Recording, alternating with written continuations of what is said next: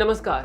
विश्व स्वास्थ्य संगठन यानी WHO ने मंगलवार को अपनी ताजा रिपोर्ट में कहा है कि भारत उन देशों की सूची में दूसरे नंबर पर आता है जहां हेपेटाइटिस बी और सी के केसेस सबसे ज्यादा देखने को मिलते हैं। रिपोर्ट का कहना है कि भारत के पास दुनिया का 11% हेपेटाइटिस बर्डन है, वहीं 27.5% के साथ चाइना पहले नंबर पर है। पहले जानते हैं कि ये हेपेटाइटिस की बीमारी आखिर क्या है। हेपेटाइटिस बीमारी हेपेटाइटिस वायरस से होती है जो सीधा लिवर पर असर करती है। इस बीमारी के चलते लिवर में सूजन हो जाती है।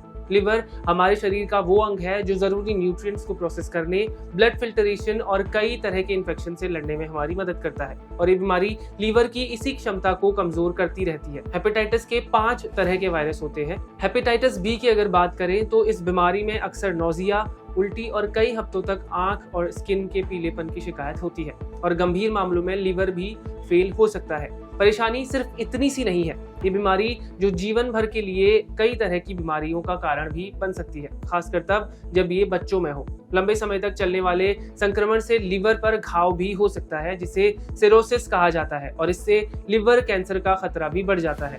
वहीं हेपेटाइटिस सी की अगर बात करें तो हेपेटाइटिस सी वायरस से पीड़ित कई लोगों को कुछ खास लक्षण नहीं होते। विश्व स्तर पर हर साल लगभग 13 लाख लोगों को इस बीमारी के चलते अपनी जान गंवानी पड़ती है।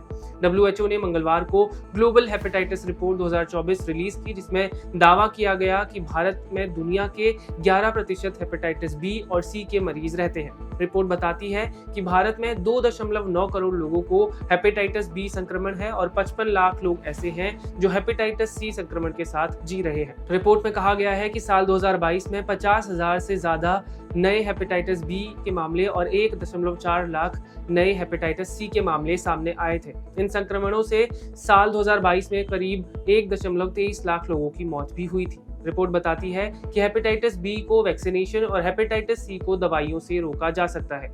WHO की इस रिपोर्ट के अनुसार साल 2022 में वैश्विक स्तर पर 25.4 करोड़ लोग हेपेटाइटिस बी और 5 करोड़ लोग हेपेटाइटिस सी से पीड़ित थे।